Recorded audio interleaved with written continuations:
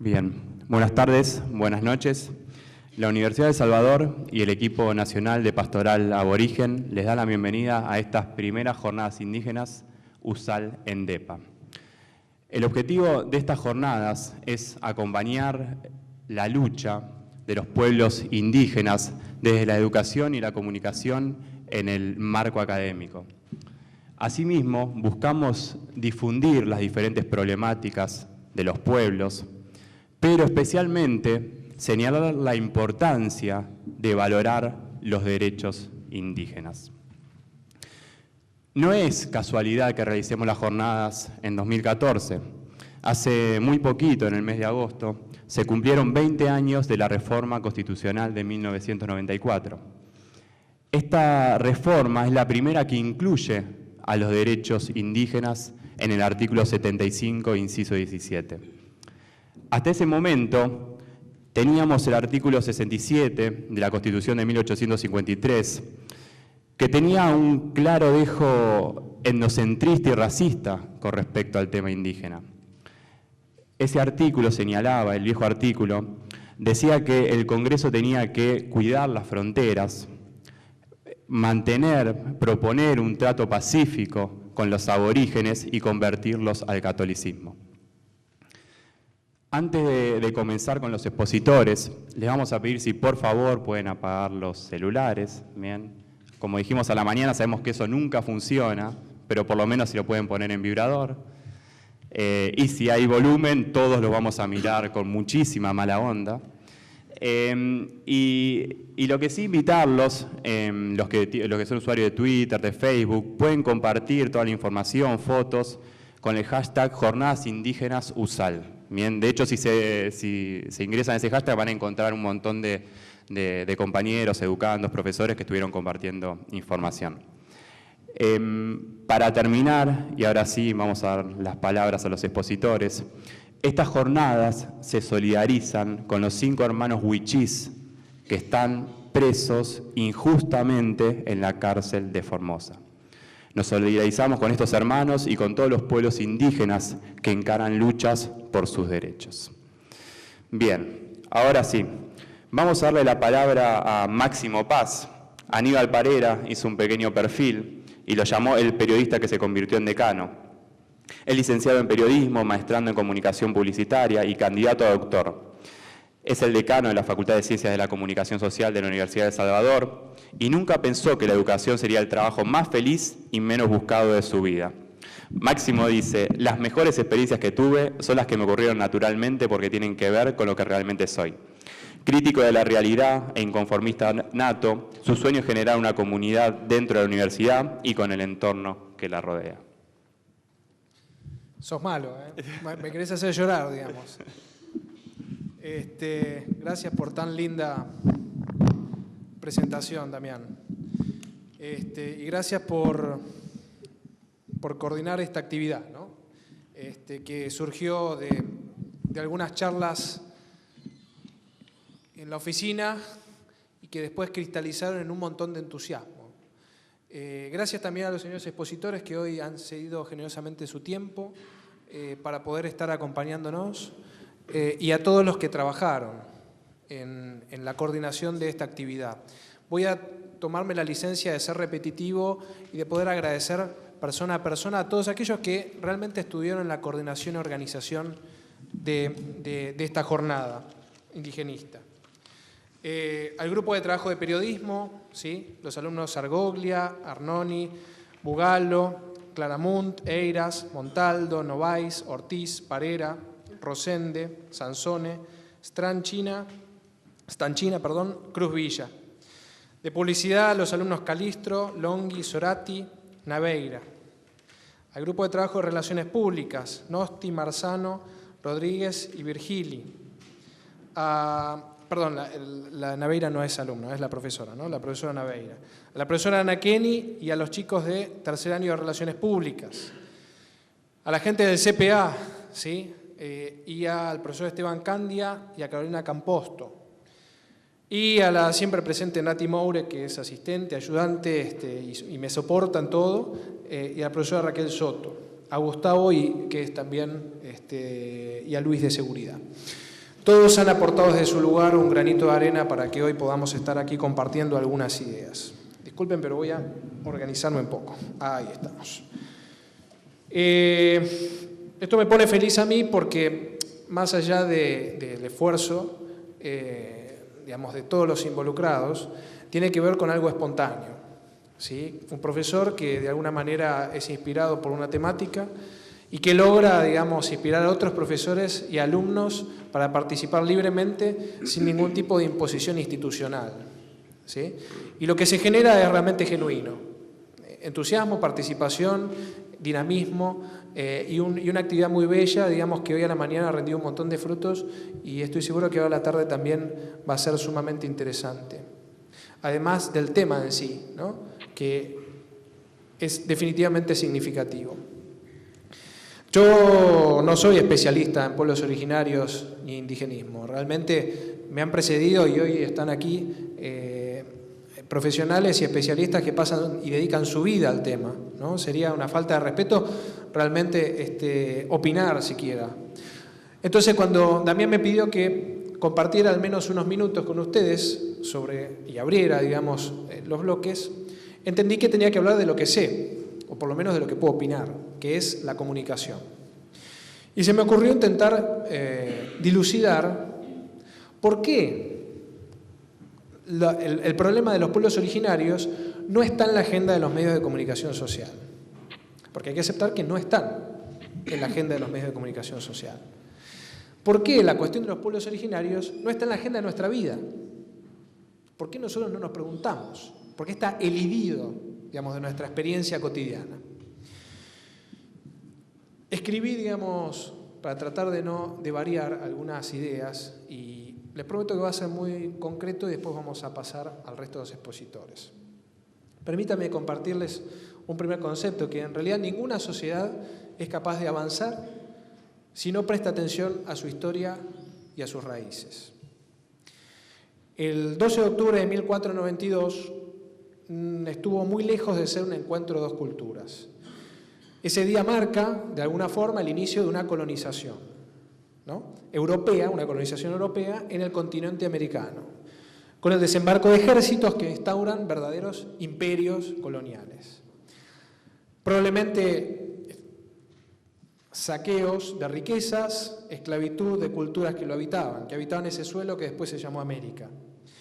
Bajo los parámetros de la modernidad se estructuraron los estados-nación en el continente americano, en donde los indígenas, mal llamados indios, recordamos que se pensó que se llevaba a las Indias, los habitantes originarios serían excluidos de hecho y de derecho de los sistemas de representación. Y sobre esta idea de sistema de representación vamos a volver en unos minutos.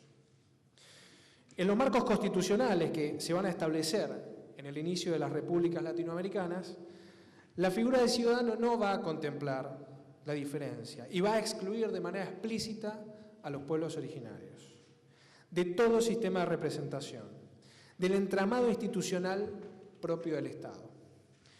Los indios, entre comillas, ¿no?, para el poder están fuera de la política, fuera del Estado, fuera de la República, del presente y de la historia. En muchos países en los cuales subsisten los pueblos y naciones originarias, los estados tienden a considerar aún como enemigos, los tienden a considerar como enemigos o simplemente inexistentes. Esto me recuerda una investigación que un alumno hizo para su carrera de grado, en donde investigaba las minorías étnicas en Argentina, por ejemplo la comunidad boliviana, y llegaba a la conclusión de que no existía porque no aparecía directamente en los medios de comunicación. Y cuando aparecía victimizada, ¿no?, asociada a conceptos de criminalidad.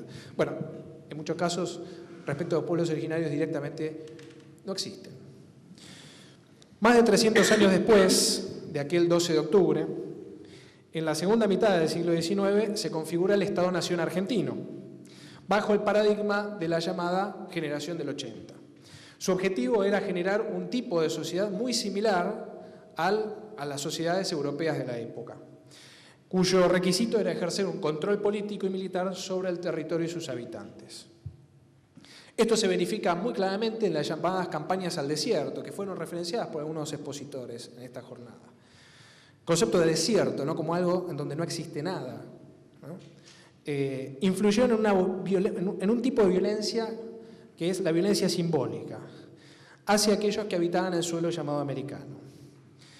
El indio definido como salvaje, exótico y símbolo de la barbarie. En este sentido, la denominación de las campañas militares de conquista dirigidas al desierto va a promover el imaginario de una zona despoblada, o sea, donde no hay nada, o habitada por pueblos primitivos desconectados de la historia occidental. Es así que la desertización es antes que nada simbólica e impulsada desde los discursos que generalmente son oficiales, hegemónicos, controlantes, que construyen una imagen de Argentina como un país sin indios, sin cultura aborigen, sin pueblos originarios. Imagen que ha persistido aún cuando los cientos de miles de integrantes de pueblos originarios padecen y han padecido una violencia y desatención material y simbólica. Esto de alguna manera, que es en 5 párrafos, varios siglos de historia, nos lleva a pensar acerca del problema de la comunicación, que es lo que se supone que nosotros conocemos.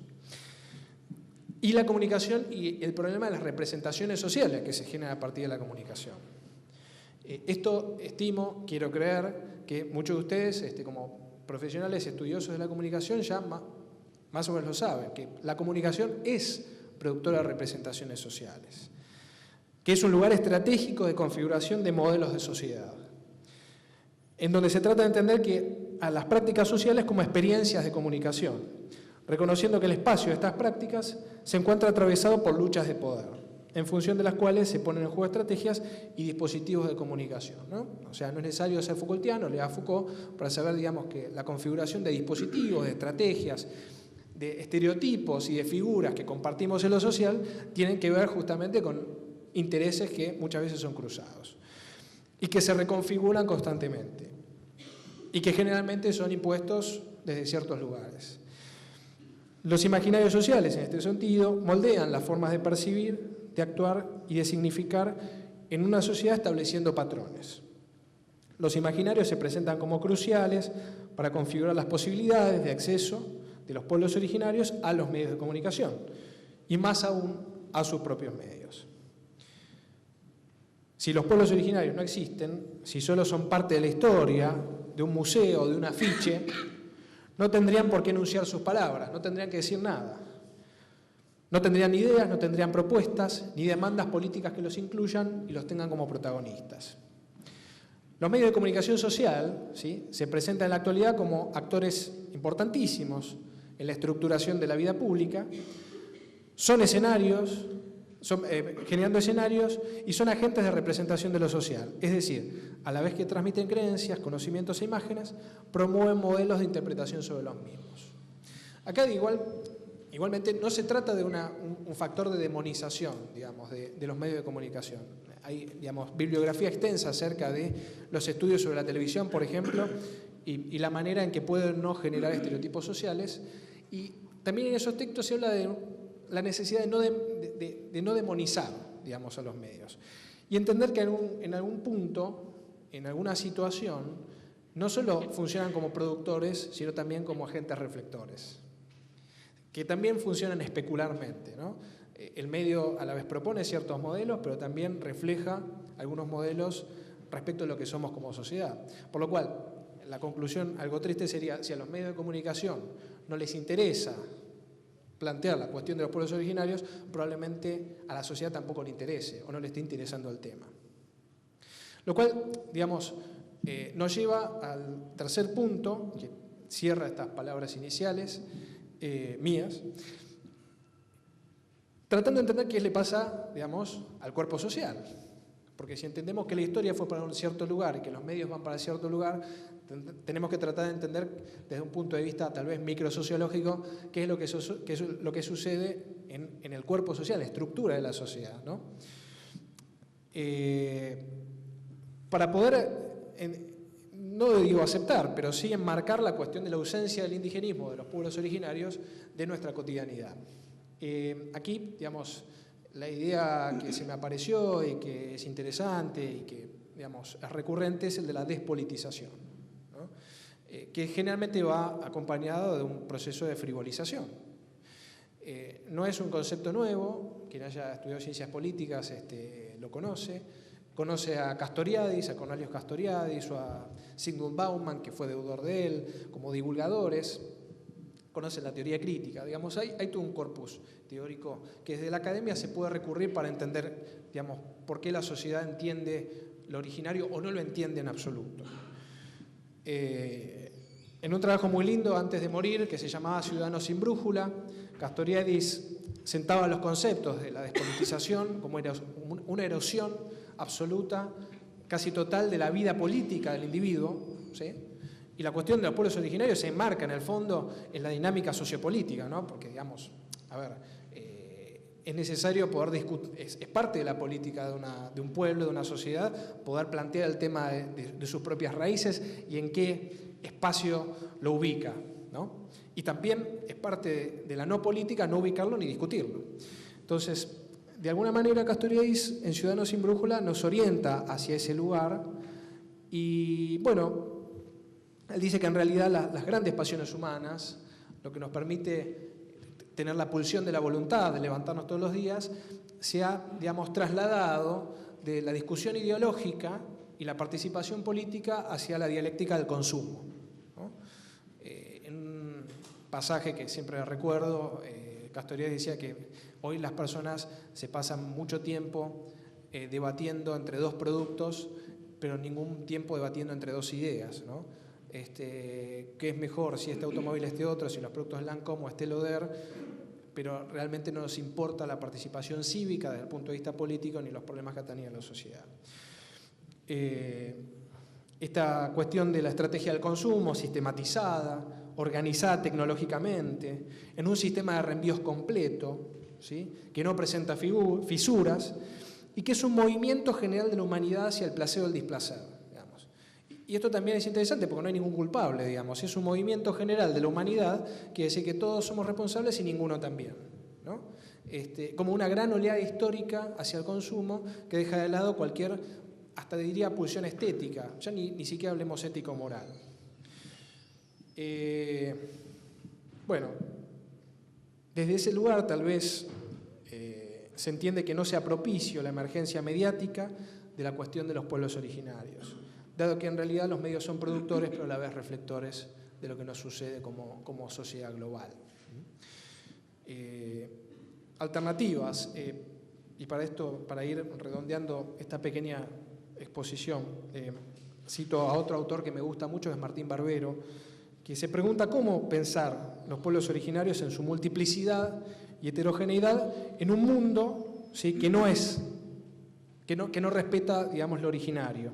Es decir, él le cuestiona cómo volver visibles y hacer audibles las demandas, reivindicaciones y especificidades de los pueblos originarios en un contexto donde el mestizaje, la lógica del mercado y la globalización y la mundialización de la cultura diluyen las diferencias o las reducen a un conjunto de expresiones mínimas, ¿sí? O sea, como en un mundo donde la comoditización y la estandarización tienden a erosionar la diferencia y la heterogeneidad, cómo hacer visible la especificidad de lo aborigen, ¿no?, del originario, de la raíz.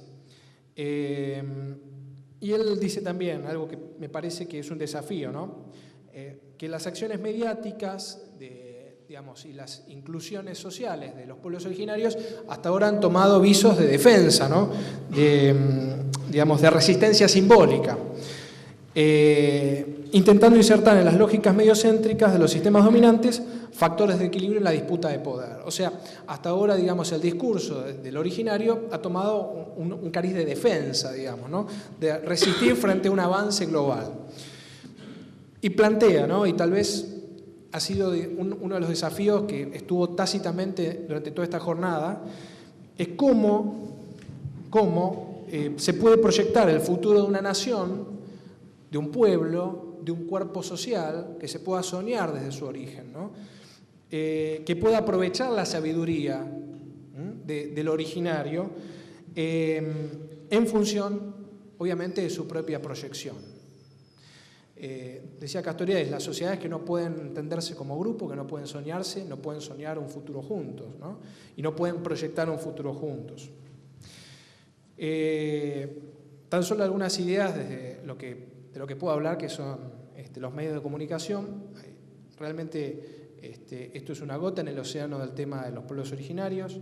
Me gustaría finalizar, tal vez cíclicamente o helicoidalmente, desde lo que dije al principio, que ninguna sociedad es capaz de evolucionar y crecer si no presta atención alguna a su historia y sus raíces. Así que bueno, muchas gracias por escuchar.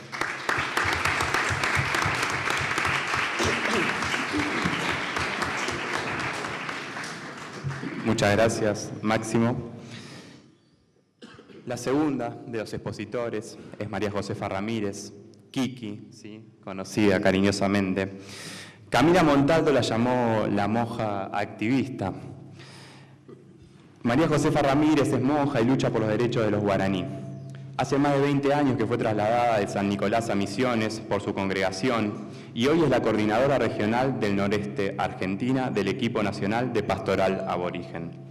Desde su lugar, Hachuca, como la llaman en las comunidades, fomenta, acompaña y organiza los reclamos de las comunidades vía. Fue constituyente de la Reforma Constitucional de 1994 y lucha con y para los indígenas por la titularización de sus territorios. Antes de darle la palabra a Kiki, ¿sí?, rescatar todo el trabajo que hace la pastoral aborigen. Acá adelante tenemos también a Vasco y a Ponciano, que estuvo participando en la primera mesa. Y estas jornadas serían imposibles sin toda la labor que ellos vienen haciendo hace muchos años por las comunidades. Así que la Universidad de Salvador les agradece todo lo que hacen y la ayuda en la organización de estas jornadas.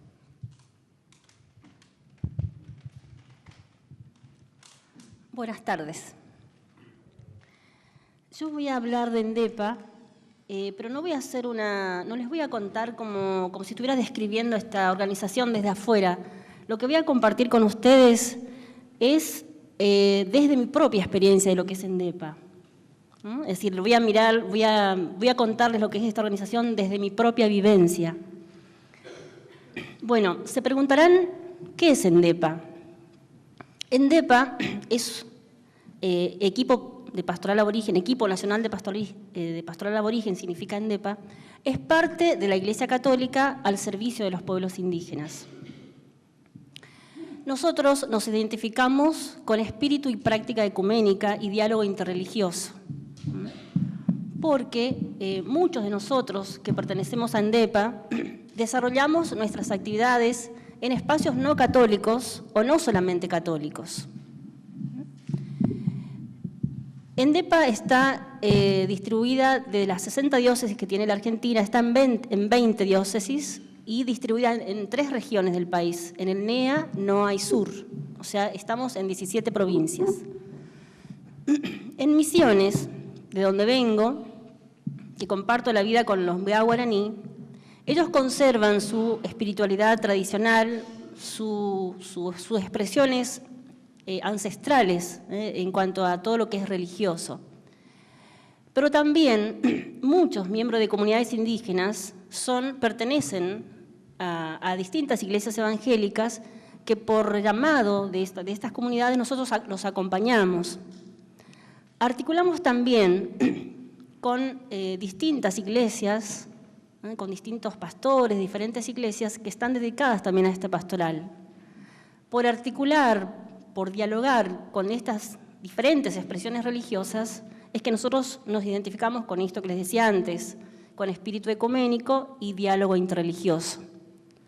Por eso también nosotros somos parte de la articulación latinoamericana de pastoral aborigen. Por tener esta práctica y este diálogo, nosotros, por tener contacto con esta diversidad, decimos que para nosotros significa una gran riqueza todo esto, ¿no? Es como la vida misma, con muchos colores, que nos ayuda a estar con una mentalidad abierta, viva y en diálogo en nuestra práctica concreta. ENDEPA busca apoyar los derechos indígenas, busca acompañar la vida de los pueblos indígenas. Por eso, la tarea evangelizadora de esta pastoral consiste en promover, en acompañar, en apoyar todo lo que tenga que ver con el desarrollo humano de las comunidades. ENDEPA está conformada por varios equipos interrelacionados entre sí. Cada uno en sus realidades, respondiendo a sus realidades, con sus prioridades, con sus actividades propias, pero a la vez tenemos varias instancias de articulación entre nosotros, ¿no? Cada uno funciona de manera autónoma, pero a su vez tenemos instancias de articulación, o sea, tenemos asambleas, encuentros, programaciones, evaluaciones, con criterios y líneas comunes. También tenemos prioridades en nuestra política en general. Estos equipos articulados son lo más importante en la vida de ENDEPA. Estos equipos en contacto directo con las comunidades, acompañando la vida de las comunidades, es lo fundamental para nosotros. Mucho más importantes son estos equipos viviendo y acompañando a las comunidades en los territorios, es mucho más importante que los coordinadores nacionales o que el mismo coordinador nacional. Le damos mucha fuerza e importancia a estos equipos locales en contacto directo con la gente.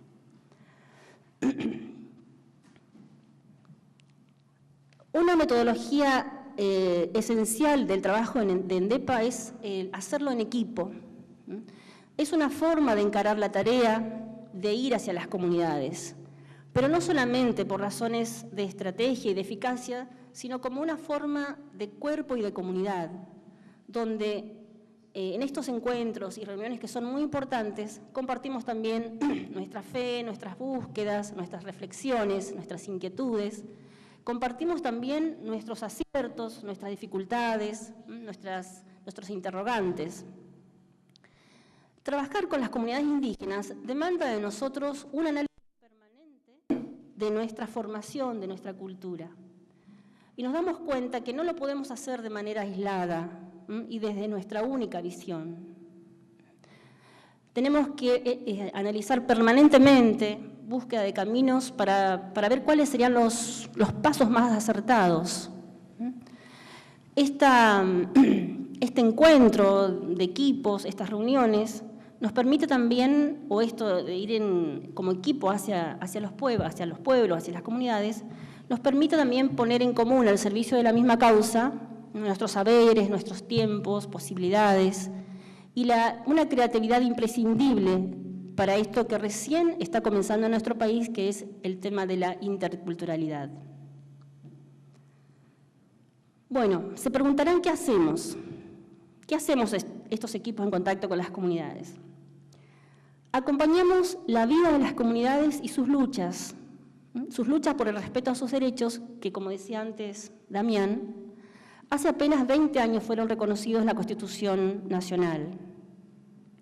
Acompañamos la lucha incansable de los pueblos indígenas para recuperar sus tierras y territorios, la defensa de sus recursos naturales, de sus bienes naturales, sus procesos organizativos, el derecho a la educación bilingüe e intercultural, en fin, bueno, su derecho a vivir como son y como quieren ser. Prestamos un servicio jurídico a través de profesionales para la asistencia legal en todas sus dimensiones. Asesoramos iniciativas legislativas para dar un marco legal a los derechos de estos pueblos. Y una tarea primordial de ENDEPA es capacitar a miembros de comunidades para que puedan fortalecer su autonomía y su protagonismo. Buscamos también incidir en la sociedad, en los estamentos políticos, en los funcionarios del Estado, en la Iglesia misma, para que los pueblos indígenas sean respetados en su riqueza y en su diversidad. El título de esta charla, al menos como figuraba en los afiches, era ¿por qué acompañar a los pueblos indígenas? Bueno, y ahora me voy a referir a dar una respuesta, ¿no?, a esta pregunta. Bueno, para entender, tenemos que comenzar diciendo que ENDEPA está constituida por personas que hemos decidido acompañar la lucha de los pueblos indígenas, y encontramos que esta pastoral no solamente nos daba un rumbo a seguir, sino también herramientas nos daba un grupo humano, una contención de un grupo humano para poder hacerlo con cierta eficiencia. Para nosotros, ¿por qué seguir acompañando? ¿Por qué hace falta seguir generando condiciones para que a partir de las identidades de los pueblos indígenas sea posible el pluralismo étnico y cultural en la sociedad argentina? Porque a pesar de los logros jurídicos y legales, esta mañana se compartió mucho esto de tantos derechos que ya están reconocidos en la Constitución Nacional, en leyes internacionales, porque a pesar de todos estos logros, todavía chocan de manera constante y regular con un sistema y con una sociedad que conserva preconceptos y que se resiste a aceptar estos logros. Y no solamente que se resisten, sino que rechazan este nuevo relacionamiento que debe existir gracias a las leyes, imponiendo en la vida cotidiana un único modelo de vida, un único modelo social. Los indígenas tienen que estar ajustando permanentemente a nuestro modo de vida, retrasando y entorpeciendo aún más el cumplimiento de los derechos. ¿Por qué? ¿Por qué hace falta seguir acompañando a los pueblos? Porque hay que buscar todavía estrategias para superar la fuerte discriminación desde todos los niveles de la sociedad. Hoy decía, esta mañana decíamos, o decían algunos, no es discriminación lo que existe es somos, ¿cómo es que decía? Somos racistas, ¿no? Decía que no era que éramos discriminatorios, sino racistas.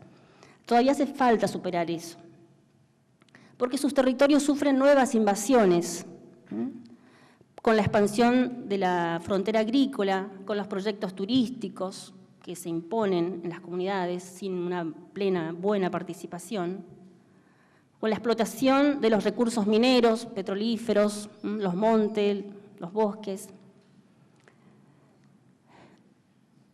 Si bien hemos dado pasos en la aceptación de los diferentes, creemos que todavía falta recorrer un camino de verdadera aceptación y reconocimiento y valoración del aporte de humanidad que guardan los pueblos indígenas en el seno de sus pueblos, y que nosotros podríamos, que nos pueden ayudar a nosotros a buscar caminos de solución para nuestros grandes problemas. Hay grandes reservas que todavía no somos conscientes, no estamos disfrutando, no los estamos viendo, y que pueden significar un verdadero aporte para nuestra sociedad. Creemos que como sociedad nos falta todavía vivenciar el pluralismo y la diversidad, y que tenemos entre nosotros esa posibilidad cierta, ya que convivimos con varios pueblos indígenas en nuestro país. Por estas razones creemos que, por eso es que seguimos acompañando, por eso los pueblos indígenas creemos que todavía necesitan caminar con ellos. Quiero compartir con ustedes también qué hemos aprendido nosotros en estos años de esta pastoral, qué hemos aprendido como personas, qué hemos aprendido como equipos, como ENDEPA en general. Nosotros que tenemos la suerte de poder vivir con un pie en una cultura y en la otra, hemos aprendido y comprendido la existencia vigente de diversos pueblos indígenas, con sus organizaciones, a distinguir el sonido de diferentes lenguas. Nosotros en nuestros encuentros con indígenas tenemos esa suerte de sentir distintos sonidos, ¿no? Distintos, de diversas lenguas. La riqueza cultural, la diversidad de las expresiones de su espiritualidad, que son todos valores que han permitido a los pueblos indígenas sobrevivir en medio de tanta negación y de tanto atropello. Para nosotros es una experiencia cotidiana sentir y ver otra forma de ver la vida. Eso es algo cotidiano para nosotros. Lo que nos ayuda a nosotros a entender que nuestra comprensión de la vida es incompleta. Eso permanentemente es un aprendizaje que hacemos, ¿no?, en nuestra vida cotidiana. Aprendimos a estar atentos, a reconocer que en nuestras actitudes puede haber resabios colonizadores. Como decía esta mañana, ¿no? Fuimos colonizados y nosotros a su vez podemos ser colonizadores. Sentir o creer que nosotros tenemos la justa, que nuestras propuestas son las mejores, y podemos darnos cuenta que detrás de nuestras miradas y de nuestras prácticas puede estar agazapada y arraigada esta actitud colonizadora. Experimentamos más de una vez que ciertos métodos y ciertas formas de resolver situaciones son muy justas, útiles y eficientes o efectivas para nuestra sociedad, pero no son universales. Son los pueblos indígenas quienes mejor saben, cada uno de los pueblos, qué respuestas, qué aportes les son más necesarias, ¿no? Porque cuestiones que se adaptan mejor a su cultura y a sus valores. Son ellos los que deben decir qué propuestas les son las más apropiadas. Cuando de algún modo nosotros imponemos alguna cuestión, enseguida nos damos cuenta que terminamos haciéndonos cargo nosotros. Nos damos cuenta que la gente no responde, decimos que la gente no responde, nos desanimamos, nos cansamos, el acompañamiento termina siendo un peso, las relaciones se resienten y si hay resultados no son sostenidos en el tiempo. O sea, enseguida nos damos cuenta cuando imponemos. Otro aprendizaje que hicimos o que hacemos es a predisponernos a la relación libre en el acercamiento a las comunidades. Las comunidades indígenas o los pueblos indígenas no tienen obligación de aceptarnos en el seno de sus comunidades y no tienen por qué aceptar de por sí nuestro apoyo y servicio. En nuestra presencia con ellos nos damos cuenta que la elección y la aceptación debe ser mutua. En este acercamiento, en este acompañamiento, nos damos cuenta que esa aceptación y relación debe ser libre y lo debemos hacer tanto ellos como nosotros. La libertad, la confianza debe estar presente en las relaciones, en las decisiones, en todo lo que hagamos juntos, esas actitudes no pueden faltar. La entrega de nuestras capacidades, nuestros recursos, debemos hacerlo sin presiones ni demagogias. Esto no quiere decir que cada uno debamos renunciar a nuestros principios y convicciones. El hecho de poder dar una buena información, de sincerar nuestros objetivos, las posibilidades que tenemos, las limitaciones, pueden ayudar a que las relaciones sean claras, de autonomía, pero de compromiso mutuo.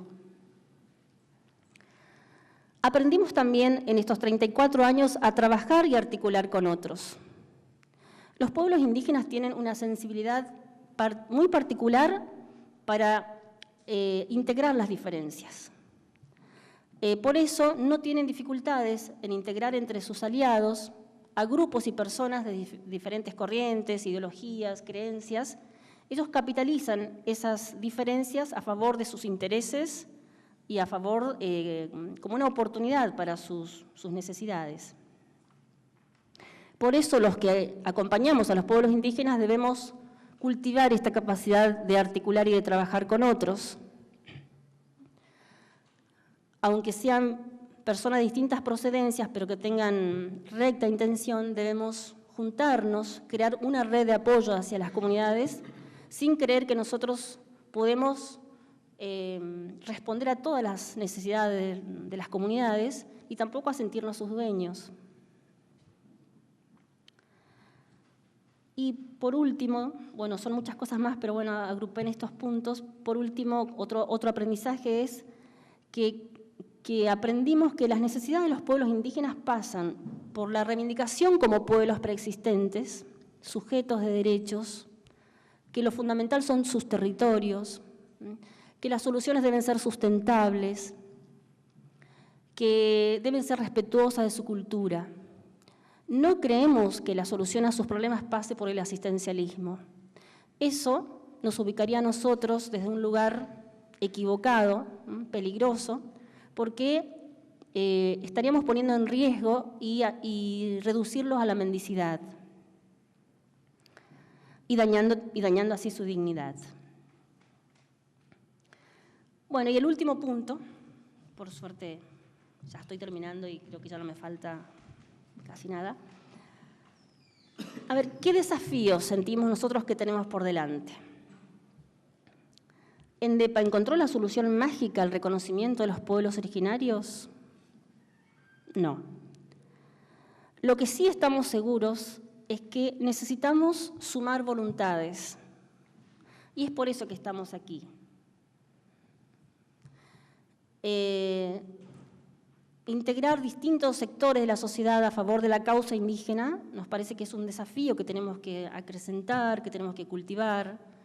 Y hay sectores de la sociedad que son como más importantes que otros. Y nos parece que las universidades, los institutos de formación son lugares privilegiados para que pongamos el esfuerzo y articular con ustedes, porque necesitamos sumar a favor de esta causa.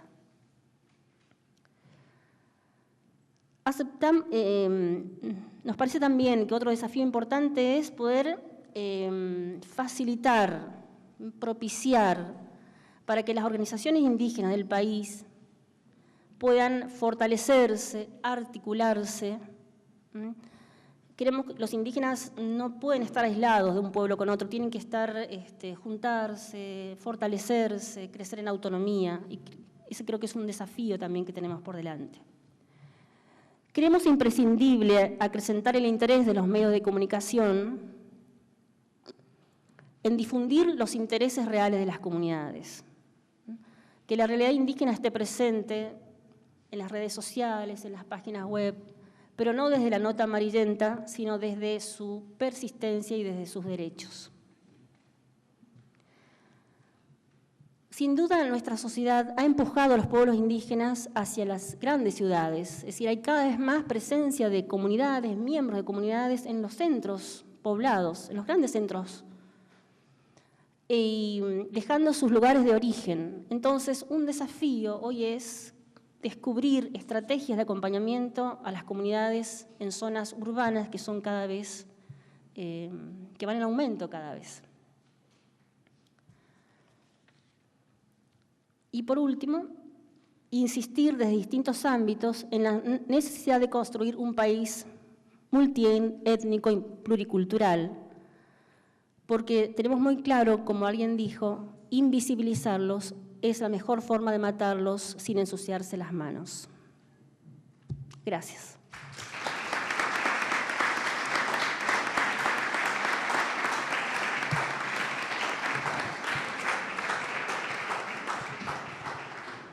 Muchas gracias, Kiki. Los que están parados en el fondo, si quieren, acá adelante tenemos todavía unos lugares libres. El último de los expositores es Néstor Elías. Victoria Claramunt hizo un perfil que tituló Néstor Elías, el periodismo como herramienta de transformación. Hace 25 años que es periodista especializado en derechos humanos. A través de su labor en Troyanos del Sistema, Radio América, Agenda Oculta y el blog Pueblo.com. En 1998 profundiza su compromiso hacia las comunidades Com y Huichí de Chaco y Formosa y realiza más de 150 presentaciones públicas sobre la problemática indígena en escenarios como el Congreso de la Nación, universidades y teatros. Es autor de 2 libros sobre los Com, Los pies en el barro y algunos registros de la lucha Com.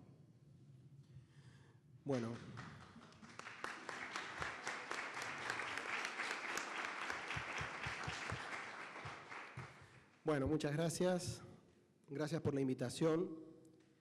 Gracias por organizar este tipo de eventos que a veces pueden quedar solo en palabras, pero como bien decía la compañera aquí, si se pueden ir articulando espacios de aquellos que vamos trabajando desde distintos lugares con nuestros pueblos originarios, probablemente en algún momento eso nos impulse o por lo menos nos entusiasme más para poder llegar a ver un Estado pluricultural, plurinacional, que contemple no solo los derechos, que es parte del leitmotiv de la convocatoria de hoy, estos 20 años de la reforma constitucional del 94, sino la práctica de esos derechos ejercidos como derechos totales de cada uno de los ciudadanos que habitamos la República Argentina.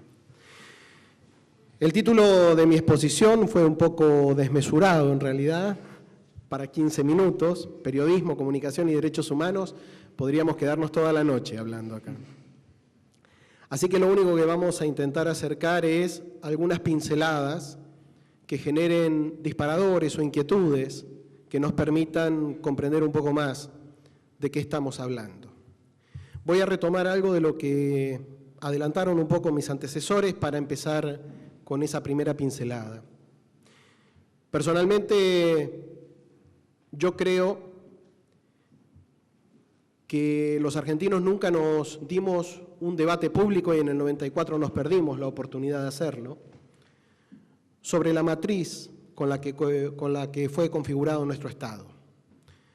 Esa matriz tiene 3 estamentos fundamentales: la matanza de millones de personas, el sometimiento de los que no fueron muertos y la apropiación de lo que era de ellos. Hay componentes históricos, políticos, sociológicos, de toda índole. Pero está claro que en nuestro Estado Nacional no triunfó en su mirada de la Revolución de Mayo lo que querían Belgrano, Moreno y Castelli, que proponían otro tipo de Estado Nacional, donde ya se hablaba, utilizando otras palabras, de un Estado plurinacional. Está claro que estas 3 cosas que decimos también han sido tomadas a la ligera durante mucho tiempo, porque solemos escuchar mucho sobre determinados hechos históricos muy dolientes, por cierto, como el Holocausto judío, donde fallecieron asesinados y maltratados más de 6 millones de personas, pero poco escuchamos hablar de que en nuestro Abya Yala, devenido en América, según las fuentes que se consulten, hay entre 60 y 70 millones de habitantes que fueron exterminados. Con las consecuencias que eso tiene, porque no solo mataron a esa gente, sino que además sus descendientes fueron sometidos a trabajo de las minas, al trabajo de la esclavitud, a las chinitas y a los chinitos que venían a trabajar a las ciudades para el nuevo Estado que se estaba generando o para la conformación de ese nuevo Estado poderoso en algunas familias y que luego terminaría por, de alguna forma, repartirse sus tierras a través de las mencionadas campañas del desierto, que no fue solo la que inició Roca, por cierto, que no fue solo eso. Pero bueno, si nosotros como argentinos no nos ponemos en debate con este tema, va a ser muy difícil que entre en la agenda oficial el tema de los pueblos preexistentes. Porque nosotros no nos sentimos parte de eso, nos sentimos ajenos a eso. A tal punto digo esto, y vamos a empezar a relacionar algunas cuestiones con la terminología que usamos los comunicadores sociales, que en las provincias, por ejemplo Chaco, Formosa, pero otras tantas también, todavía hay institutos colonizadores de tierras. Todavía la tierra donde está asentada la comunidad de Félix Díaz, por ejemplo, es Colonia La Primavera. Digo, la colonización está en nosotros. La tenemos absolutamente incorporada. Desde nuestro oficio, el periodismo, oficio devenido en profesión, por cierto, me gustaría destacar 2 facetas también que pueden o no contribuir a la visibilización del Estado de las luchas originarias. Una es, en principio, separar al trabajador de los medios, al que ejerce el oficio. Separarlo, distinguirlo de lo que es hoy el negocio de la comunicación como empresa formal en un Estado de Derecho que ha adherido a un formato capitalista y consumista que ha hecho de la información un elemento de consumo. Si no tenemos claro eso también como trabajadores de medios, futuros, aquí hay muchos, vamos a estar cometiendo permanentemente errores y ayudando a que esa invisibilización se haga cada día más frecuente. Por aquí se dijo que invisibilizar a los pueblos preexistentes es un modo de matarlos o exterminarlos. ¿Por qué hoy los invisibilizamos? Porque de alguna forma ya los matamos, ya los sometimos y ya les arrebatamos las tierras. O sea, ¿cuánto más jugo se le puede sacar a eso? Desde la concepción de un Estado consumista como en el que vivimos. Entonces hoy, esa gente que está allí todavía, en sus lugares, practicando sus credos, sus costumbres, sus principios, molesta. Molesta porque el concepto de la tierra también cambió en el tiempo y ahora nos vamos a ir metiendo con algunos datos que tuvimos algunos oportunidad de investigar en nuestros trabajos de campo, pero el concepto de la tierra se modificó y hoy ya no hay provincias, como se decía antes, pobres o empobrecidas, que hubiera sido una terminología más apropiada. Hoy toda tierra es vendible porque hay determinado tipo de usufructos que funcionan en cualquier tipo de tierras, a tal punto que en Ingeniero Juárez, uno de los lugares más pobres del país, hoy apareció un pozo petrolero y se transformó ahora en una región de interés. El concepto de la tierra se fue modificando también para aquellas provincias que eran consideradas pobres, como Santiago del Estero, Chaco, algunas regiones de Salta. Porque esas tierras donde no se cultivaba antes, hoy se cultiva. Cuando yo empecé a trabajar hace 15 años en el impenetrable chaqueño, había que ir con gente del lugar al impenetrable. Hoy los senderos están marcados a trompa de topadora, es decir, uno sabe perfectamente por dónde puede ir, no se va a perder, vuelve. En aquel entonces había que ir todavía con gente experimentada de la zona. En aquel entonces, y no estamos hablando de 15 años, pero yo sé que para muchos de ustedes va a sonar raro, era muy difícil trabajar en las comunidades, porque no había celulares en las comunidades. Entonces todo dependía del que lograba llegar, de ganar la experiencia en el lugar, de lo que lograba volver a la ciudad, y luego, cuando volvía a la ciudad, se encontraba a menudo con la explicación del medio para el que uno trabajaba de que esa noticia no vendía o que esa noticia no era de interés. Para aquellos que nos habíamos formado dualmente en esto del periodismo por un lado, pero desde el otro lado en la militancia de los derechos humanos, esto empezó a ser una situación muy incómoda, porque cómo podía no ser de interés la muerte de miles de personas, la desnutrición. ¿Cómo podía no ser de interés la falta de agua, que es un derecho elemental? Entonces volvemos al primer punto que yo planteaba, que es, ¿bajo qué matriz nosotros forjamos un Estado? Los argentinos, digo, ¿no? Nosotros. Pero también podríamos hacerlo extensivo a casi todos los estados del continente, que más o menos han repetido la fórmula de una Constitución Nacional que fue bajando desde otros lugares y se adaptaba a la circunstancia.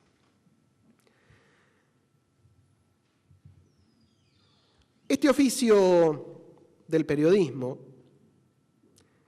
no está ajeno a una escala de valores de una sociedad que por lo menos los tiene confusos, por lo menos. Donde el ser humano no está como valor central. No es el valor central de nuestra sociedad el ser humano. Eso está claro, nos podemos engañar, podemos salir de acá y decir que a todo el mundo le importa el otro, que uno es capaz de ponerse en el lugar del otro, pero la verdad es que el valor central de nuestra sociedad es el dinero. Se instaló y a partir de ahí los negocios incluyen a los seres humanos como parte del negocio. Como parte activa o como parte pasiva. Esa escala de valores también está en nuestra profesión. Y entonces, cuando un editor, un jefe de redacción o quien sea, le dice a uno que ese tema no vende, que ese tema no es de interés,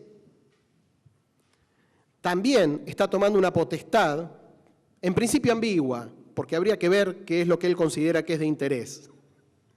y cuántos son los que piensan como él. Pero aún, tomando esa lógica razonal que él usa, podríamos estar diciendo que esa escala de valores es inversamente proporcional al estado de la vida que propugnan nuestros pueblos originarios. Entonces allí tenemos un punto de conflicto que tendría que obligarnos otra vez a replantearnos qué tipo de sociedad queremos. Cuando hablamos de inclusión, hablamos de incluirlos ¿a dónde? O de incluirnos nosotros. O del cómo nos incluimos. Hay muchos tópicos que podríamos revisar respecto de eso. La ética del periodismo se fue desdibujando en el último tiempo y sin pretender hacer ningún juicio de valor, por supuesto, al respecto. Lo que sí podemos decir es que en la medida en que avanzaron las empresas periodísticas, el periodismo ha quedado sometido, en muchos casos, a un simple ejercicio del traslado de una información recortada, que muchas veces ni siquiera tiene la impronta del propio periodista que la levantó. Un elemento sustantivo de nuestras carreras como comunicadores sociales es el compromiso con el colectivo social, ¿no? Bueno, eso también está afectado en el último tiempo a raíz de esta escala de valores que yo mencionaba en el inicio y que obviamente está entrando en choque con los tiempos venideros, para los cuales además la utilización de nuevos soportes ha generado una aceleración al respecto y todavía aumentó la crisis. Y por último, algo que nuestro oficio debería ser, en nuestro oficio debería ser un leitmotiv, que es la vocación de servicio, se encuentra a cuentagotas, lamentablemente, entre las redacciones, en las radios y en los canales de TV. El marco en el que estamos diciendo todo esto son los 20 años que se cumplen de la reforma constitucional del 94, que allá en el artículo 75, inciso 17, por primera vez, muchísimo tiempo después, como dijo mi antecesora, puso en letra el reconocimiento de un derecho. Casi 200 años le llevó a la Argentina simplemente reconocer el derecho de preexistencia. Pero no estamos hablando de cumplirlo, estamos hablando de ponerlo en un papel. Por supuesto, está el convenio 169 de la OIT, los acuerdos del Pacto de San José de Costa Rica, la ley 26.160, que de alguna forma fue y son herramientas que pueden utilizar las comunidades para evitar que el despojo sea todavía más criminal. Son leyes que rigen desde hace mucho, sin embargo, todos los derechos están recortados y el ejercicio de ellos son atropellados. No es novedad que un niño con se llame Jonathan o David y no se llame en un nombre autóctono de su lengua. No es novedad que las lenguas todavía estén peleando y bregando por un espacio en la educación bilingüe, que todavía tampoco es tal, porque ahí hay otra trampa semántica que se manifiesta. Porque cuando se nos habla de educación bilingüe, no se debe de trasladar de una lengua a otra, o de un concepto de educación, que sigue siendo de la cultura dominante, que no contempla en los territorios a las culturas que se están educando en el lugar.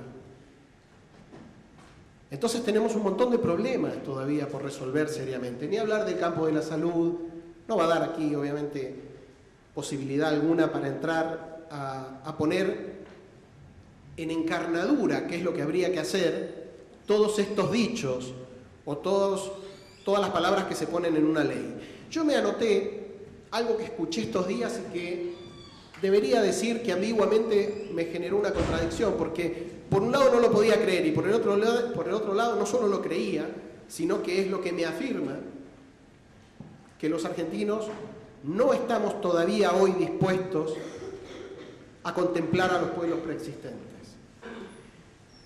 El señor Cristino Vidal Mendoza, intendente de Ingeniero Juárez, en Formosa, dijo en una entrevista pública Para ser prócer en este país hay que matar indios. Uno podría tomarlo como la expresión de un cínico, pero la verdad es que detrás de esa expresión está el porqué. De alguna forma, los pueblos preexistentes ocupan el lugar que ocupan en la Argentina nuestra de hoy, de cada día. Porque no es solo el intendente de una localidad el que piensa así. Es el vecino que empezó a correr el alambrado y que pone 2 vaquitas que le dio el gobierno o el Ministerio de Desarrollo Social para que ocupe tierras que son comunitarias. Es el juez y el fiscal que acompañan con papelitos de colores al policía que va a despojarlos, diciendo que esos territorios tenían dueños que antecedían a la expropiación del Estado Nacional de 1940.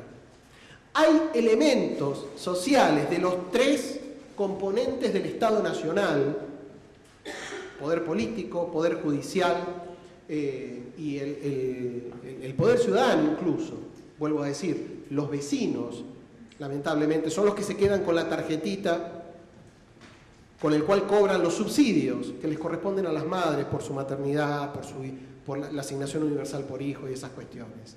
Ese vecino tiene una concepción, tiene una escala de valores, tiene una mirada. Es muy común, para quienes hemos recorrido el país en estas circunstancias, que cuando uno llega al lugar, es el remisero, o el tipo que te traslada, o el tipo que te está dando de comer, te dice dónde vas a comer, y escuchás en la mesa al lado, que el problema de esas regiones se podría solucionar con muchas bolsas de carbón y un fuego grande. ¿Se entiende, no? Esto yo no lo traslado desde una metáfora, esto lo traslado de algo que a uno le dicen mientras va al camino. El mismo gendarme que los tiene que cuidar es el que no solo libera la zona, sino que fogonea a los criollos de la zona, transformándolos en caranchos y en aves de rapiña de su propio hermano, del que le dio el espacio para que se asiente con su familia. Así que, cuando hablamos de comunicación social, hablamos de ir en busca de la verdad. Hace poco tiempo, y con esto me voy a despedir y obviamente dejar abierta esta discusión, que es básicamente para lo que vine, no para cerrar conceptos, sino para abrir posibilidades de discusión. El 7 de junio, el Día del Periodista, tuve oportunidad de estar con el maestro Bayer en su casa, compartiendo ese día especial para los periodistas.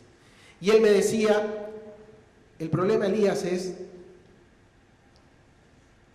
que la verdad perdió valor. Y los periodistas, a veces en vez de ir en busca de la verdad, van en busca del reconocimiento, y el reconocimiento no siempre lleva a la verdad.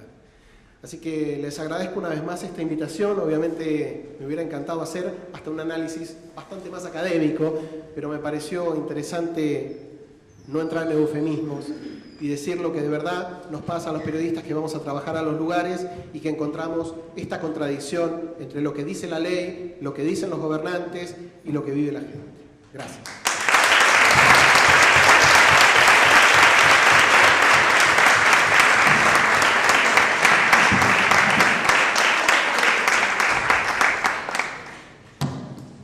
Hola.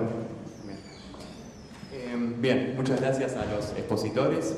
Ya están los expositores de la segunda mesa, por lo tanto vamos a abrir un espacio para 3 preguntas, así tampoco nos vamos muy tarde, que ya están Germán, Norita y Daniel.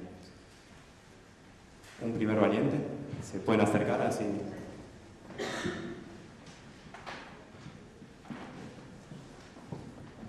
Hola, buenas noches.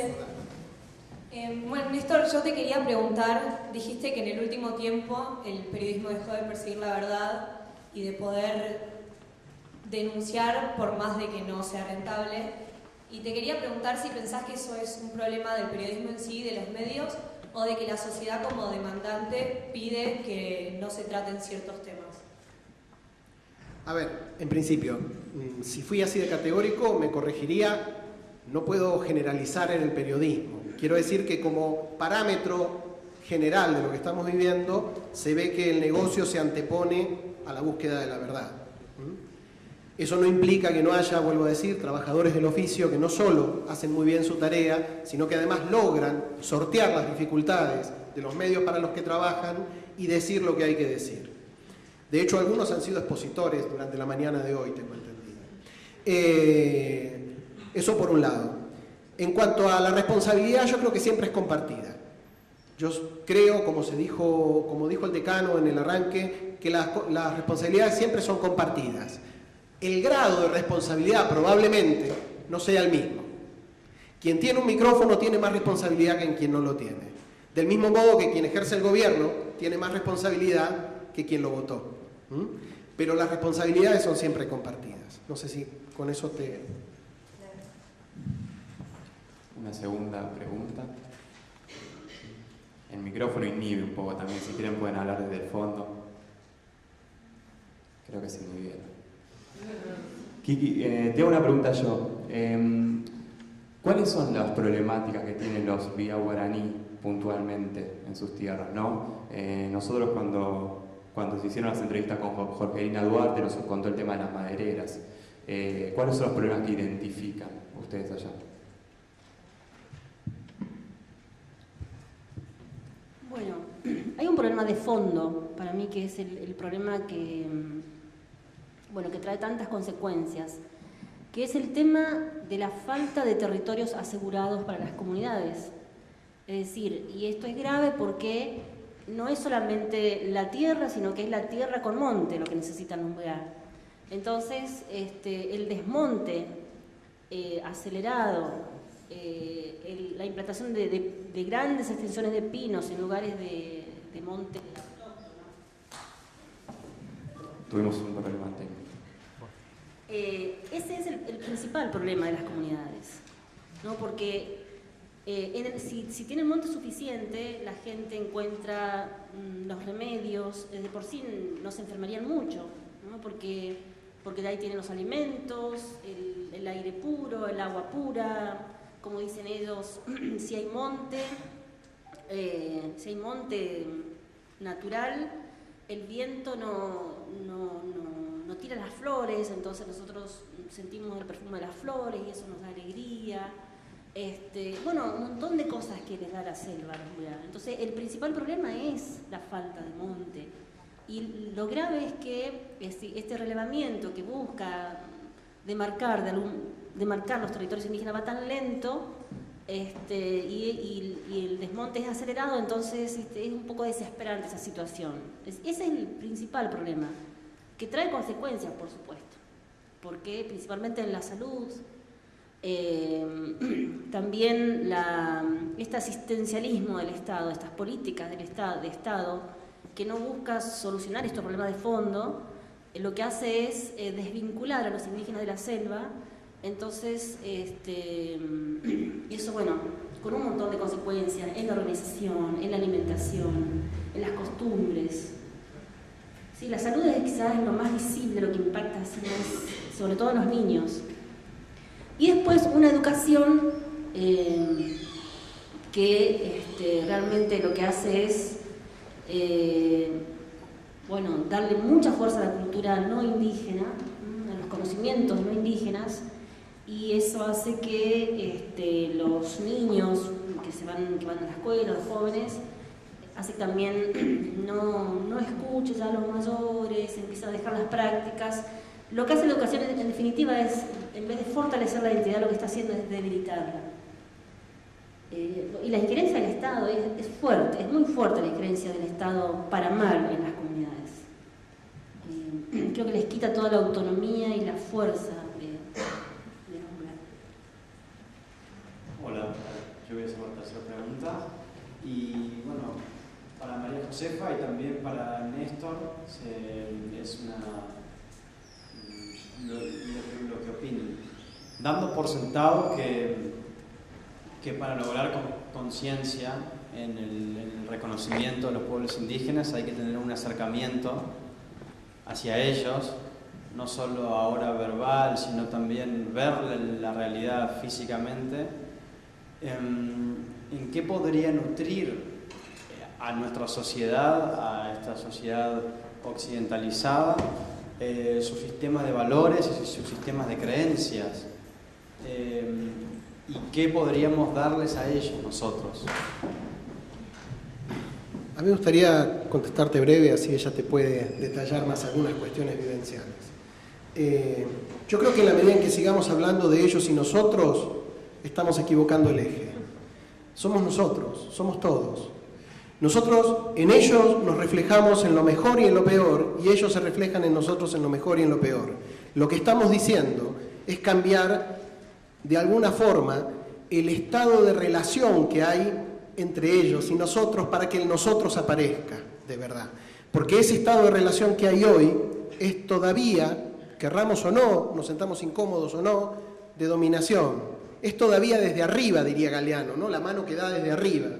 Y me parece que ese es el punto que deberíamos modificar.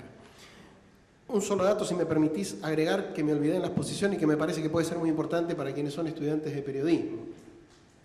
Porque es algo que viene sucediendo en la Argentina de los últimos tiempos, que no hay estadísticas. Entonces yo quiero volcar algunas de las que me pude hacer para que de verdad empecemos a hablar también cuantitativamente de algunas cuestiones.